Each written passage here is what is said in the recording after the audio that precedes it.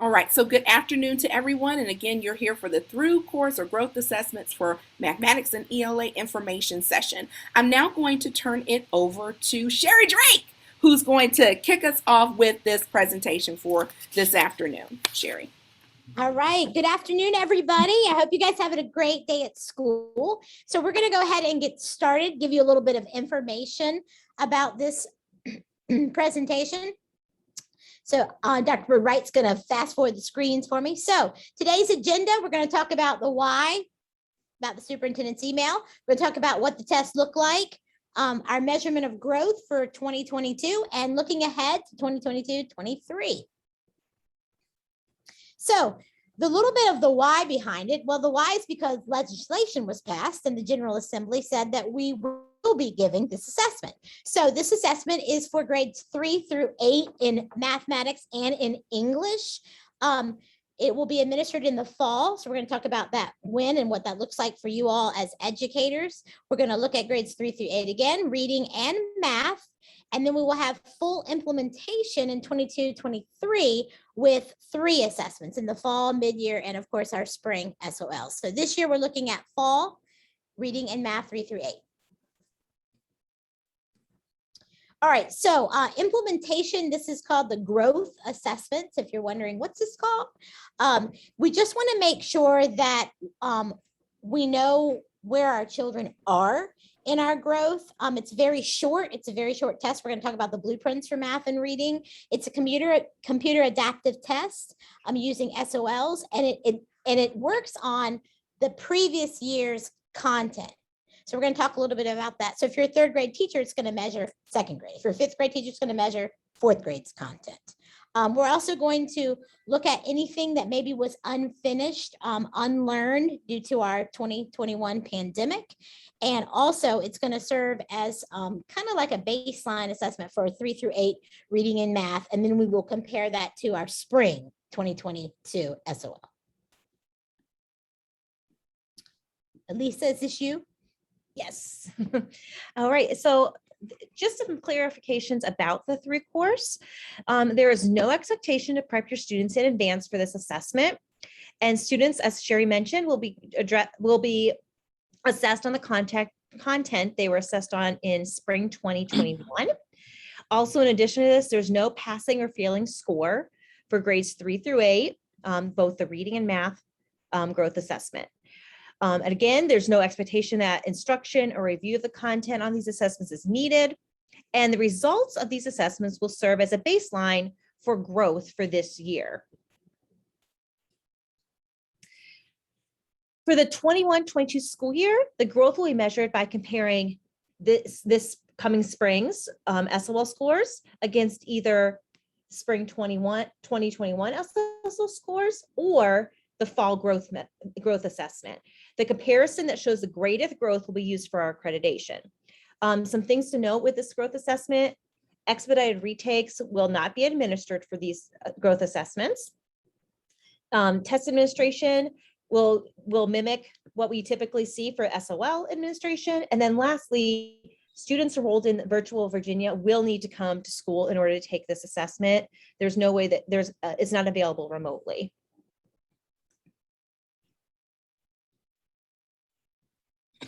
As Sherry had mentioned, these are shortened assessments. They're not going to take the full instructional day. The dates have been added to the pacing guides, but you can see that they are also listed below. September 28th is reading, September 29th is math, and then the 30th is October 1st, October 30th, the 1st is the makeups. So I'm going to talk to you a little bit about the test administration details for these growth assessments. First, understanding that beginning this year, again, these assessments are for students enrolled in grades 3 through 8. These are statewide assessments, and going back to something that Elisa spoke to earlier, and Mr. Burden and his team are already going to be communicating with our virtual learners so that they will come in during testing. You remember, for those of us who were with us last year when we had the remote versus the SOL test, Those students similarly will receive communication that's been taken care of at the division level and has also been communicated to building principals, or will within the next couple of days. And that communication will be shared with our virtual learners, so arrangements will be made to that for those students to come in to take this assessment. Students will still test on the Test 8 platform. You'll see in the presentation that's been added to the chat. Now, ask someone from the team just to drop that in, because we still have some folks coming in, so you can follow along in the presentation as well. But do understand that the students will be testing in TestNav 8. That's the exact same platform that they have used over time. For our third grade teachers, for many of our assessments, for our second grade students, they have been doing that in Mastery Connect, so they've got a pretty good feel for what that looks like. But we certainly would advocate for our third grade folks, in particular, for our third graders incoming. They have not had a lot of practice with TestNav 8. And so, if anything, that would be one of the main things, so they understand just how to navigate the platform. We've provided a link where it says navigate through here. There is a video to show you what that TestNav 8 platform looks like. You certainly can upload that video into your Google Classroom and then to model that with your students for the TestNav 8 platform. Paper tests will be given, and there is, if there's a documented need. So that's typically our students with special needs, and this will also include our Braille students, some large print, for fall 2021 only. And that is the paper test, will be the full length assessment though from the previous year. So those assessments, if students are taking them paper pencil, please just understand that those tests will be full length. We're going to talk about the length of these assessments shortly. Also in the fall, the students that are enrolled in grade 3 reading and math are taking those online tests. So again, it's speaking to what Sherry said just a few moments ago, that third grade test items will be primarily focused on content that is covered in grade 2, and students that are enrolled in grades 4 and 8 reading and math will take based on that previous grade level assessment. So also to keep in mind, for our 7th and 8th, and we do have over at Kilgore, we've got a couple 6th graders that are taking Algebra 1. Those students who are in an EOC or an Algebra 1, Geometry, Algebra 2 course do not take that assessment, just to keep that in mind. But we've got some young students that are actually in some of those EOC courses now, and they're not taking that. However, students are taking on that previous year's assessment. I'm going to turn it over to Tracy, who will walk us through what online tests will typically be administered.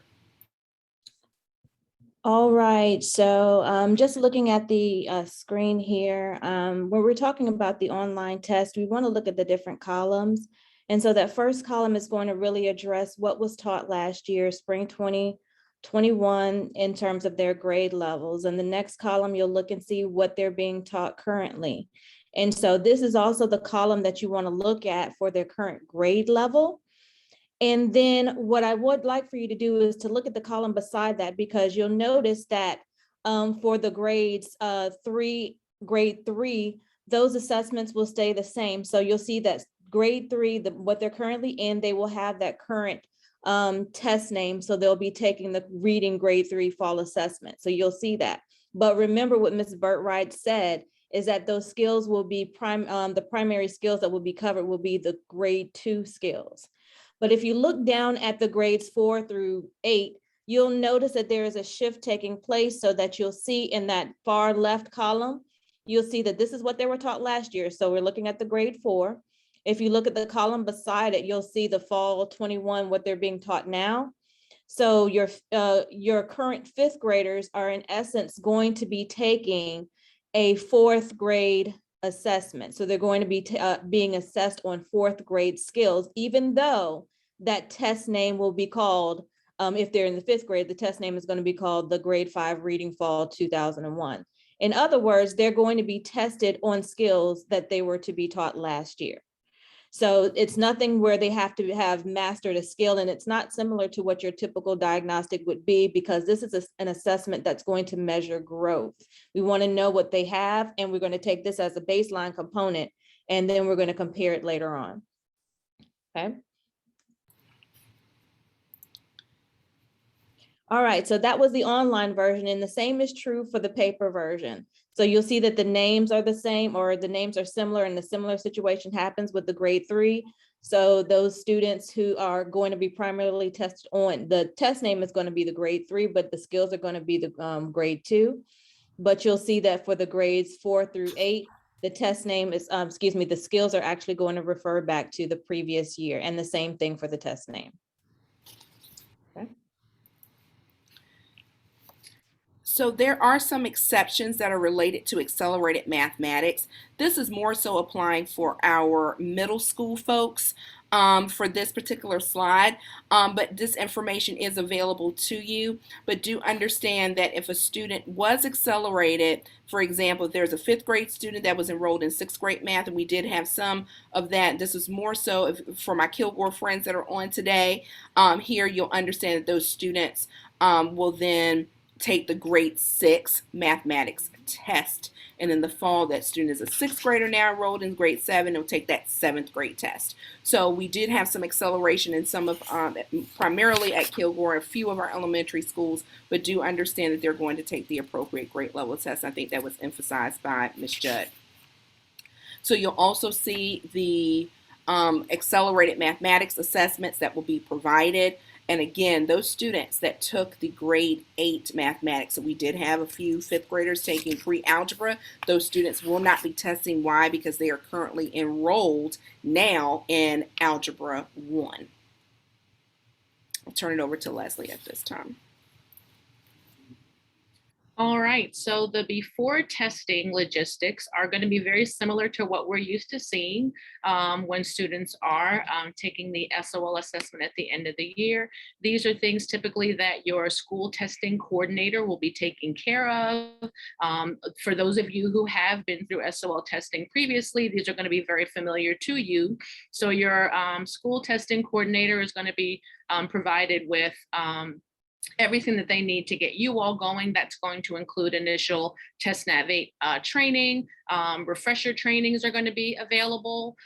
They have been available. They will be available. School staff is also going to participate in an in-service, and that will be led by your school testing coordinator.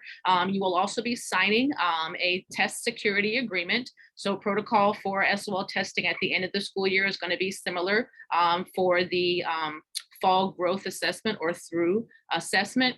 And a letter will be sent to students in grades 3 through 8 from the testing office this month.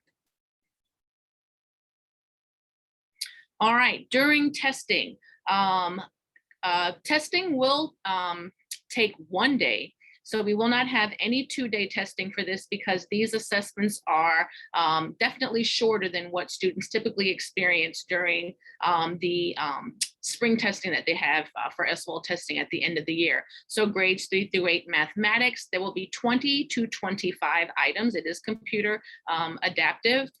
Grades 3 through 8, the reading test, those items will range between 17 and 19 items to get a good reading on where students currently are at the time of the assessment. Blueprint summaries, they are shortened from what they normally are. They are available through those links. The state is making those available to us, so we have an idea of what is going to be assessed on the through course assessment. And again, paper and pencil tests will be available for grades 3, 4, and 5. However, they're different because they're going to be full length SOL tests. And students will have the option to take those over 2 days because of the length, but they will be required to take that full test if they're going to take a paper pencil version, meaning it will not be limited to 20 to 25 for math or limited to 17 to 19 for English and language arts. And lastly, that seal code will appear, and that will be mostly for our students who have calculator allowable items, and that would be grades 5 through 8 in mathematics. Thank you. And just to reiterate here too, if you're in the presentation, the links directly to those blueprint summaries, you'll see the purple there for math, and then for reading, you'll see that, and you can certainly download those so you can see what is going to be provided. The next phase here we're going to talk about is about online items and answering in advance. So just to keep in mind too, the students must answer the math test question item before advancing back. They cannot go back. And then also, students cannot submit the online growth assessment until all items have been answered. So it's very similar, again, to that CAT test and what they're used to taking and what you're used to seeing them take as we move forward. And also, for students to receive a score for those paper tests, they have to have answered all their items. So as we talk about measuring growth, all right, so test results are going to be in a modified student detail by question report. All right, so each test is going to give you a vertical scale score. What you're not going to notice, there will be no performance levels that will be provided. And reporting categories, there will not be a scale score provided. So what we're doing is providing you just with the picture. You all have seen this before with your student detail by question report, but there'll be a vertical scale score tied to this assessment, but not the regular test number that you're used to seeing, like a 397. You're not going to see that. What it's going to be is a vertical score that's used to calculate growth from either fall to spring or spring to spring. So how is that done? So the use of the growth model, you all have probably seen this chart before in the past, when a student is counted in the numerator and the denominator and how that is calculated. So if the student passes the assessment, if the student does not pass the reading or math growth assessment but demonstrates growth, and so those students will be added to your numerator and your denominator. So typically if you did a pass-fail, say you had 7 out of 10 students that passed the assessment but 2 showed growth, then that would actually be 9 of those students that passed for you out of 12, because you're adding them to the numerator to the denominator. So our language arts friends today, we just had a math lesson. Everybody's excited about that. All right, so we wanted to make sure that you understood that information as well. Now, here's something that's very, very, very important. Lean in close to the screen for these folks. One thing we're going to tell you, and I reiterate, this is not a high stakes assessment. I repeat, this is not a high stakes assessment. We don't need you getting worked up. We don't need the kids getting worked up. You're not studying with them. We're not going over spiral review skills with them. Everybody understanding what Dr. Byrd-Wright's saying? Look into my eyes. I see you. Blanche Hines gave me a thumbs up. I see you. Ms. Hires leaned in there close. She understood what's being said. This is not one of the times that we want our students to knock it out of the park. You say that for CSAs, midnight weeks assessments, and SOLs, because the growth will be compared by either your fall to spring results or your spring to spring. The comparison that shows the greatest amount of growth will be used for accreditation. Now, if you all were following along with that, we know we've all been talking about not just math, but for language arts as well, growth, say it with me, and recovery. And so if we can get as much growth as possible, we know that that's 2 with that impact score and a 1 for those students that just have to pass outright. So the more growth we can get, the better. Growth after 22-23 will be used by computing scores from the beginning, the middle, and the end, and then comparing them to spring. But right now we're going to focus, I like the Arby's commercial, we're going to focus on the one in focus. We're going to focus on 21, 22 right now. And understand that the state is comparing either fall to spring or spring from 21 and spring to 22. And whichever one gives you the greatest amount of growth is going to be used for accreditation.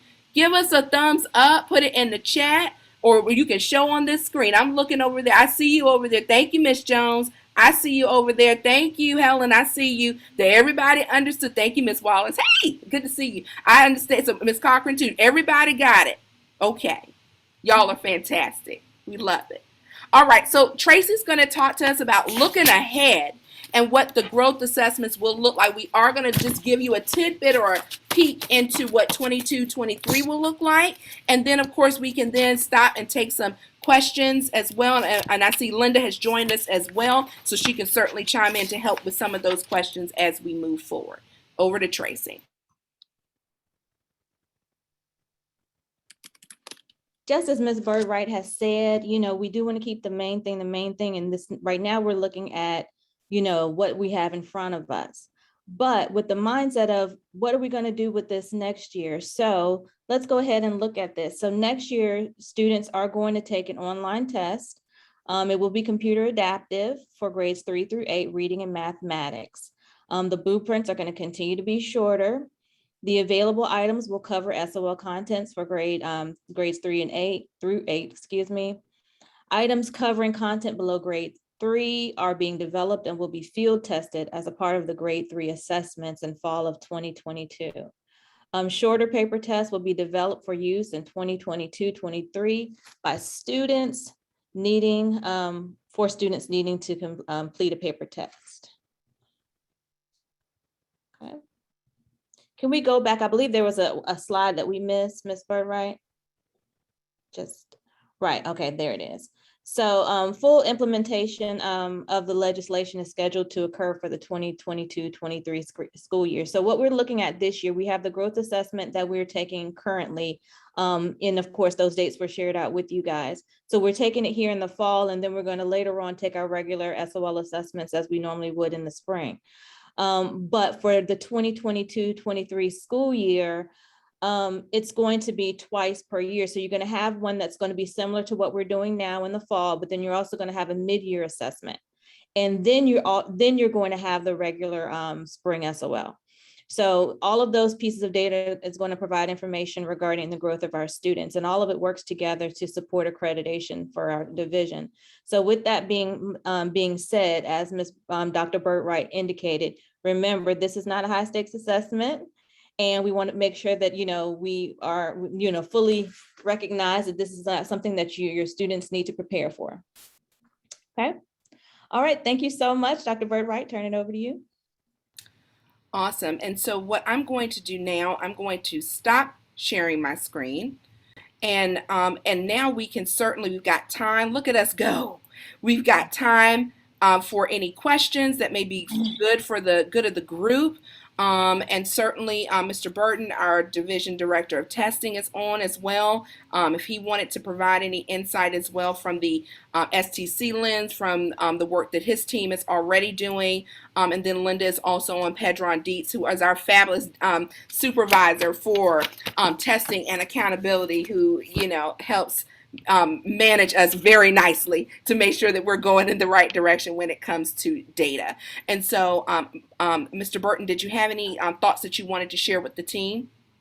Oh, wow. I think you guys did a really great job presenting everything. Most things I have on my list, you guys have checked off, which I appreciate. And I really appreciate how you're emphasizing that this is supposed to be low stress, even to the point that unlike SOLs, teachers don't have to take down things in their classroom on their walls, or you don't have to cover them and things like you would normally do with an SOL test. And, some of the information that we've sent home to some of the students to, just really trying to stress to the parents that it's low stress as well. And I just thank you all for everything that you're doing. And I'm happy to help answer any questions that I may answer from this side. And on that day of testing, it shouldn't look much different than a regular SOL test, where you're going to read the directions, the say directions, so to speak, and just kind of follow that script that's provided for you. I know the STC will be providing some of you guys have already had the training already provided by your school test coordinator. And if not, it'll be coming next week from them. We trained them last week. So, but thank you all for all you're doing. We really appreciate all the help in getting this up and running this year. Thank you so much, Mike. Linda, did you have any comments as well to share with the team? I think the only thing I have is, so we know that we tested in the spring of 21, and students, they took either the SOL or the remote test. So just remember, the remote test is not included in this at all. It can't be used for growth. Only that SOL test can be used. So that being said, we had a lot of students who didn't take that SOL test. So it's going to be very important. This is a required test. It's required that we give it, but it's going to be very important that the students actually take it, because some students might have this as their only opportunity to show growth because they didn't test in the spring. And I know I was looking at the chat. I know we have a couple questions about, what to do if students are quarantined or they're absent. So I won't get into that, but I am actually curious to know some of those answers as well. And so for students that may be quarantined, I know that our division leadership team also has a plan of action that they will be sharing with building principals. So that information will then come from your building administration for those instances. And so our focus as far as instructional staff, we do want to make sure that we concentrate on that baseline assessment and understanding from the content of what will be shared for the students, and just creating that environment for testing so that they can come in and take that assessment. So yes, I saw a question from Ms. Johnson in regards to the removal of some assessments from the division. I can speak to the math side, and then Sherry can speak to the language arts side. As you know, we are not for grades 3. Actually, for any of our tested areas for math, for this 9 weeks, we are not giving the 4.5 weeks assessment for anyone. That was communicated during pre-service, as well as in the status update document that all of our K through 5 teachers receive. So I do ask that you go back to look at that. It's also indicated there in your pacing. So you will not have that additional assessment of the 4.5. We will pick up from the math side of the house with our 13.5 weeks assessments and so forth, as we have been doing. Everyone will just take the CSA at the end of the quarter, and that's not just for math, but all the content areas where it is applicable. And so that is from the math side. You also, for grades 3 through 5, will not have a pre-assessment. The purpose of that is because of the through course assessment. So that is why you will not be doing that like you see your K1 and 2 folks doing at this time, because we needed a baseline there. And of course, there is not a through course assessment for those grade bands. And so we wanted to make sure we can get a good read about where some of our students are as they're entering back to us, having been out of school with virtual learning, and then with the school closure the year before last. So we wanted to make sure we had that piece. I have language arts speak to the removal of assessments from their end. Hey, everybody. This assessment is very short. I was looking at grades 3 through 8. The passages, the most are 2 passages between 17 and 19 questions. So it's very small. It shouldn't take them. They shouldn't stay all day and annotate the whole test. Just do your best, read what you can, answer what you can. Please make sure that they don't stress out about this. It's just to see where you are and how you're doing. But really for elementary, of course, right now we're doing our RM assessment, Literacy Pro. We've got our PALS, our PAST. So pretty much those are our big mamas right now that we're doing. So please don't stress about this. If they can't read it, do the best that they can and read it. We just want to know how they're doing and how they do compared to when they take it in the spring or when they took it last year. So I hope that helps. One of the other questions in the chat, and I'm just kind of scrolling through, how will this information be communicated to building leaders? It's so good to see several of them that are on today with us. So thank you for being here. We see some of our math instructors, we see many of our instructional leaders on today, interventionist support specialists. So thank you all for being here as well. The information from this presentation will be shared. It will be shared we have on Tuesdays and Thursday a principal's email that goes out to all of our building administrators, division, and school levels staff from the administrative side of the house, and so they'll get that later this week after we finish with our middle school, because our middle school folks will be doing some work with them this Thursday, as we are with you all today.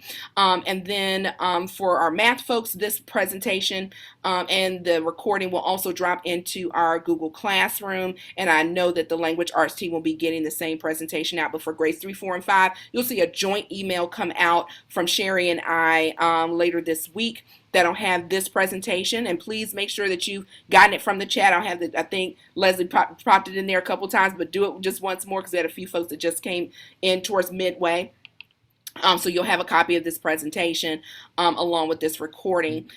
For those math folks with us, you do know that we have MA General Resources. Y'all know how to get to that general store, the Walmart. And so there is also a folder already sitting in General Resources that's entitled Through Course Assessments. Once you click into that folder, you're going to see that we will drop in this video and the presentation's already sitting in there, along with the ELA and mathematics blueprint summaries for this assessment. And I wanted to add, I didn't want you guys to think, we have not forgotten about the CSAs. You will take first quarter CSAs for math and reading for grades 3 through 5. Some people thought this would replace it, but it's for a very different purpose. So the growth is to see growth from their last year's content, but this first quarter CSAs are to see how you did in the first 9 weeks. So I wanted to clear that up just in case. Okay. We're just checking the chat one more time to see if there's some other questions in here. And Linda, if you want to speak to this one, how will the vertical scale score on this look compared to the spring 2022 scoring? Yeah, so typically a test is scored on a 600-point scale, and oftentimes, actually in the score files, it might not be obvious in some of the PDFs we can download, but in the score files, we get a test scale score that's on a 600-point scale, and then we also get a vertical score that corresponds to whatever the score was on the 600-point scale. So there's like a back way that they're going to do it. It's I believe 2,000 to 8,000. It's not been very clear from the state, but with what they have sent out, that is what I've gathered. It's a 2,000 to 8,000 point scale. So there's different points on the scale where a student should be based on their grade level and what proficiency means to that grade level. So the student will test, they'll get a vertical score, and then they'll test again to see if they've moved up a certain amount to count as growth.